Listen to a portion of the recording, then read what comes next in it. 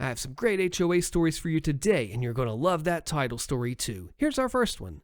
HOA Peeping Tom by Tam Tam Lee. So, this just happened tonight.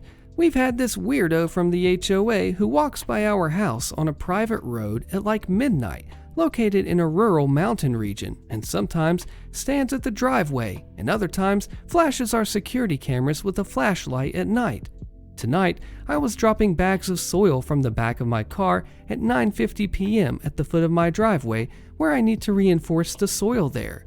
I was turning around to head back to the house to get another bag, and I heard a twig snap right behind me. There was a man standing at the foot of my driveway with no light.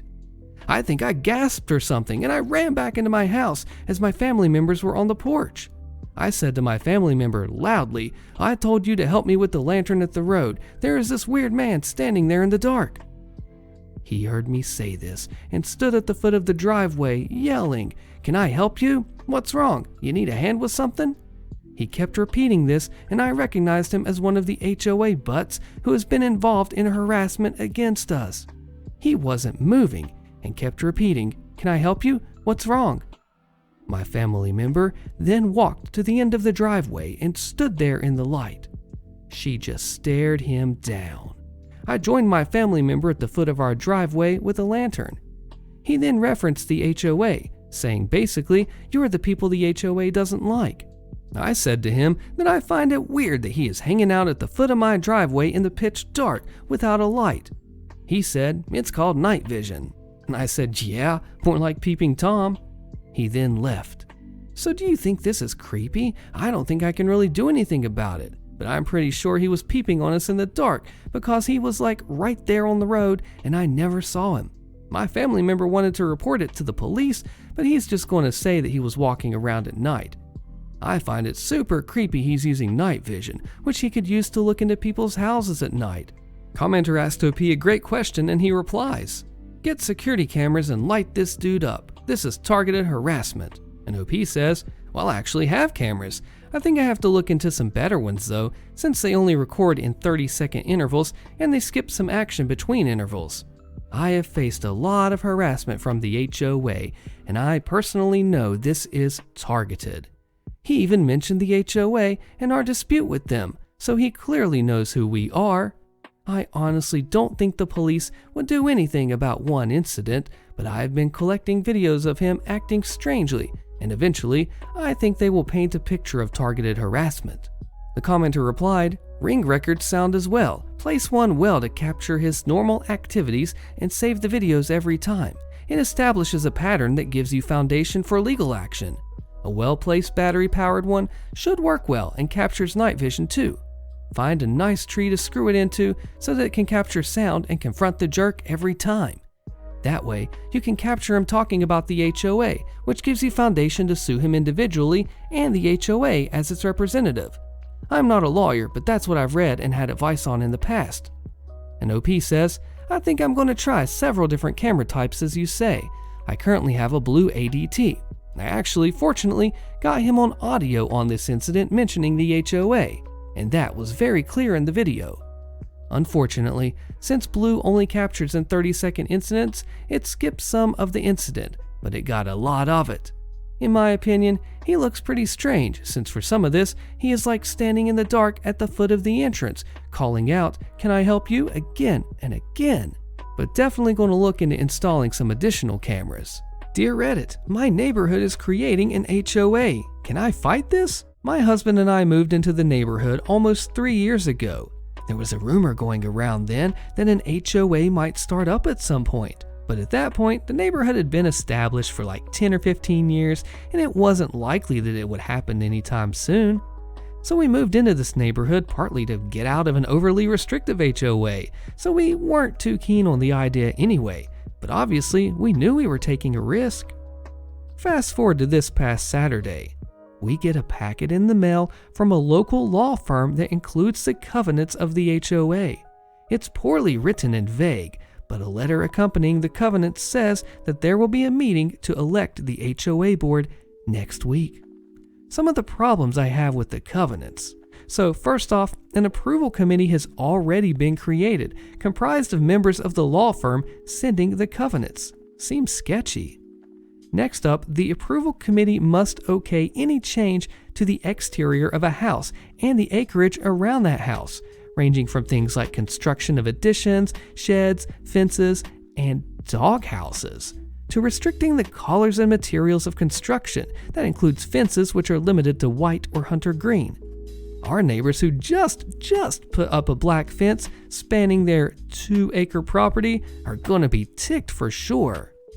So there's a vague statement about new construction and plans that must be submitted to the committee and approved with a $1,000 fee. Under that, types of plans for approval include sheds and fences and so on, but also the doghouses. $1,000, $1,000 to put up a doghouse seems a little nuts to me. The covenants say that satellite dishes may only be placed on top of homes, not in the yard. We've had our dish in our yard since we moved in, because there are trees directly beside our house that would block a signal if it were to be placed on the house. Well, I also know that the HOA cannot determine where a dish is placed due to the Telecommunications Act of 1996, so this is one indication of abuse of power by the approval committee. Now we are required to pay $200 to the HOA yearly to landscape the neighborhood. The only areas to landscape include a row of trees at the entrance and 2 ponds that must be mowed. There are over 200 homes in our neighborhood required to pay this fee. I'm not really sure what the benefit of the HOA would be, and I plan to attend the meeting and run for the board if it's forced on us. But is there anything I can do to stop this, or at least help limit the power? I can't imagine that my neighbors are happy about this, and I plan on talking with a few folks before attending the meeting next week. Any other ideas? So we live in Virginia, and I'm not sure what the laws are in our state, but I'm looking into it. Found this site which should help get me started, which is HOA Virginia State Laws. So I checked the deed and purchase agreement when I got home, and there's nothing about a HOA or POA in the deed. The purchase agreement says that this property is not located within a development that is subject to the VA Property Owners Act. I've contacted a friend's mom who is a real estate lawyer in DC. She gave me some info about collection records from the attorney who is pushing this thing, and I faxed the law group a letter yesterday asking for them to fax me copies of any and all documents related to the proposed HOA. Our neighbors are meeting this weekend to discuss, and the HOA meeting is on Monday. I wish we had an update from OP, but I hope it all went well. HOA manager and neighbors are using the HOA to harass me. I posted a couple of months ago about my stalker neighbors filing an HOA complaint against me, saying that my exterior lights are floodlights, even though they're normal exterior lantern style 100-watt light bulb lights. My neighbors have been harassing me for the last 5 years. The cops went to their house a month ago and told them to leave me alone, and if they set foot on my property again, it'll be considered trespassing. The male neighbor had previously shown up drunk on my doorstep in the middle of the night and wouldn't leave. He also kissed me without my consent a few years ago. He has also made comments to me in the past that he didn't need me to be home for him to go into my backyard because he knew my keypad code to the garage door. Anyway, I got a lawyer, and my lawyer sent a letter along with video evidence showing that my lights do not cast any light onto their property measured with a luxometer. Also sent multiple photos of others' homes in the HOA with similar exterior lights to mine. HOA manager flat ignored my lawyer until 2 days before the hearing, when my lawyer emailed again to say that if the hearing was still going to move forward, we want an open hearing so that members of the HOA can be present and that we can record it. HOA manager emailed back immediately that there were no meetings for the rest of the year and to check back after January 1st. Now, 2 weeks later, the same jerkface HOA manager sends me a new notice of violation, this time saying that my Ring camera is in violation because I didn't get permission for it. The CC&Rs do not say anything about security cameras. He even says that he will not permit it where it's currently installed, above my garage. Drove around the neighborhood today, and there's 20 other homes with security cameras above their garage or near their garage. This manager keeps writing fake times and dates for the violation and falsely claims he is the one observing the violation, when it's actually my stalker neighbors. This HOA manager is not applying the rules fairly to everyone in my neighborhood. He's singling me out. What can I do? Civil harassment sounds like two separate cases versus a neighbor and the HOA manager. Would you lawyer up to take down both the neighbor and the HOA manager president? What would you do? For some reason, I've, 21-year-old female, have always been confused to work at places wherever I go since I was like 12. Be it at supermarkets, malls, or parks, someone always comes to me thinking I work there. This particular day, everywhere I went, people came up thinking I worked there. I work at the famous Green Apron coffee shop. Even though there isn't a set uniform, our dress code's typically a black shirt and some jeans. I just got off a 5 to 2 shift and was dead tired and annoyed with the customer interactions that I had. Although all I wanted to do was just go home and sleep, I had errands to run and I planned to do shopping with my family. My first stop was to go grocery shopping with my mom as we were planning a family dinner for the weekend. I'm the shopper that goes to get what they want and need, while my mom is more of a browse shopper. So I was going back and forth from the cart to the different aisles to speed up the shopping process while my mom was browsing. I don't know where everything is at this supermarket, but I can read the signs and go from there. Since I kept coming back to my mom and dropping things off in our cart, this old lady that kept looking at me assumed I worked there. I would have helped any other day, but I didn't want to talk to anyone other than my mom, and I had my headphones on. As I was talking to my mom, the little old lady asked where something is.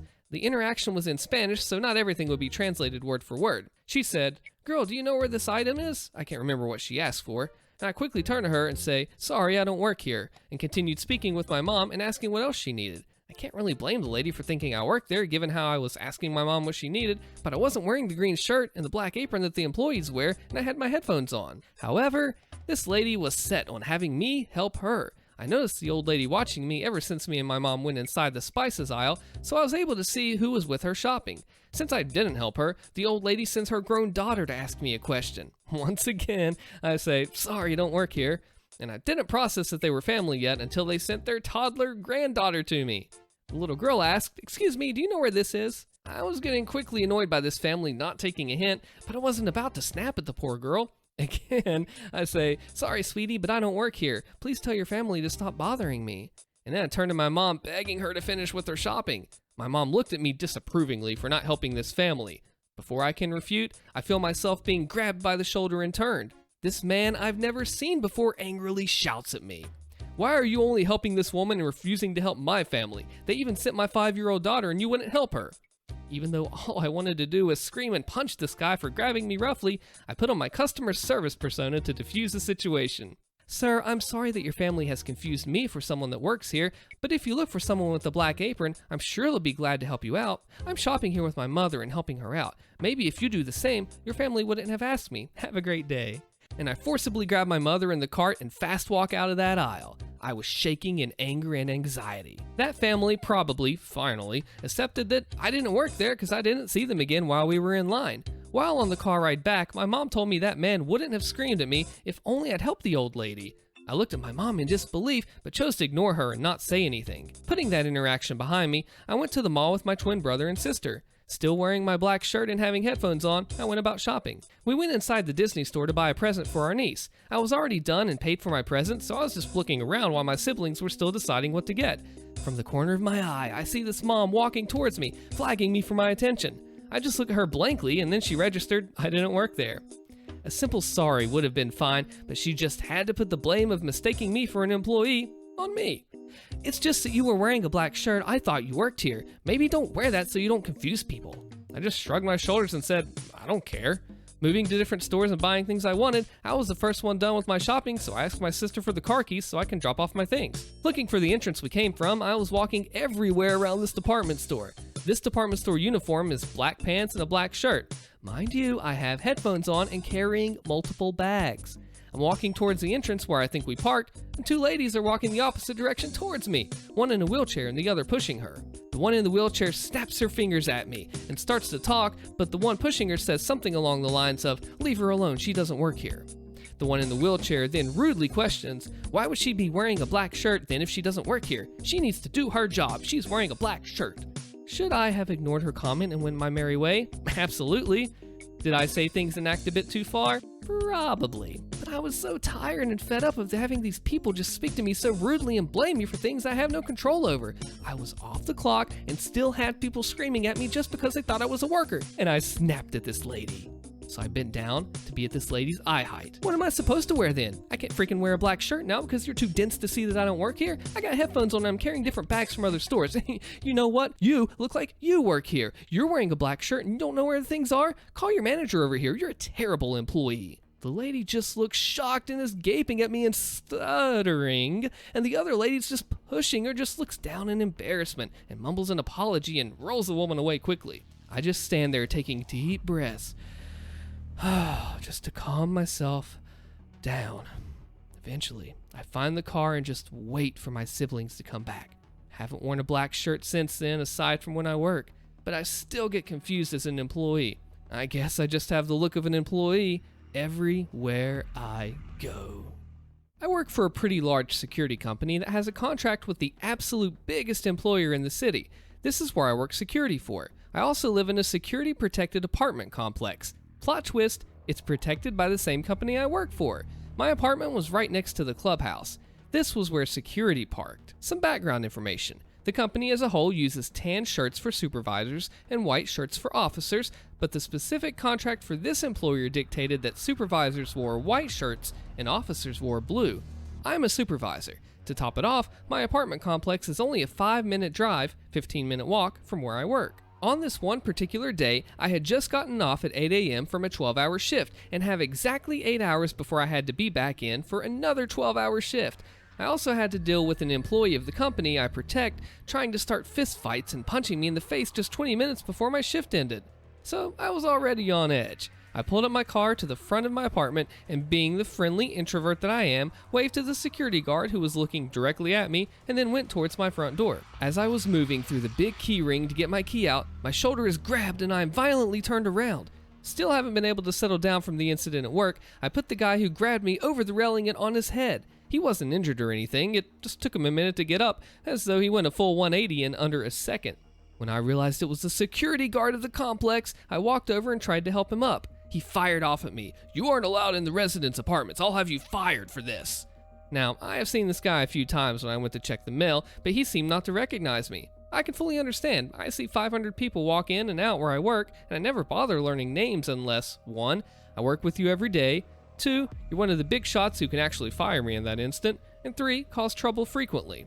Needless to say, I can understand the lack of recognition. "I don't work here, I live here."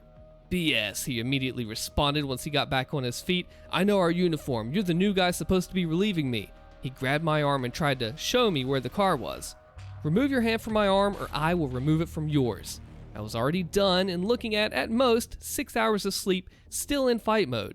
I would have apologized later for this line, but spoilers. He's already on the radio calling in a supervisor to come deal with me. An hour later, the property manager is coming in to open the clubhouse. She stops and smiles and waves and comes over. "Hi, didn't think you would be out at this time." The property manager and I were pretty cool with each other. I'm skilled enough to make most repairs myself, I'm never late with rent, and once I ran out to the pool to perform CPR for a resident. She also knew from the inspection yesterday that I was going to be pulling a messed up 12 on, 8 off, 12 on a couple days. Before I can explain anything, the other guard butted in. "He was trying to go to the resident's apartment. I got my supervisor on the way. He won't be doing it again here." Ladies and gentlemen, I turned him upside down. The property manager, a nice, sweet older woman, was about to turn this idiot inside out. Before she could say anything, the officer's supervisor drove up and asked what was going on. She cut the officer off and told him, "This fool is holding one of our residents hostage outside his apartment. I want him out of this complex 5 minutes ago, and he will not be coming back here ever." The supervisor just gave the officer a dismissive thumb back motion. He had no leeway to argue. The contractee can always tell who not to allow on any site, even our own employees. Yeah, he was fired on the spot. And this is not the end, folks. Remember how I said we work for the same company? The corporate big shots decided to rehire him and send him to the largest employer they guard and give him a second shot. He arrived for an interview at my facility, where I had hiring power. The interview went all of 3 questions. 1, are you going to keep anyone out that's supposed to be in here? 2, are you going to ask for credentials for anyone you don't know trying to enter? And 3, are you going to grab anyone? He said no, and I accepted him to the facility. He's been working a year here now and is one of my best access control officers on site, even to the point someone claimed he let someone in that wasn't authorized, and I laughed instantly. The HOA demands that we follow their rules, but we aren't even in the HOA. Click the video on your screen so you don't miss the fallout of this one, and I'll see you there.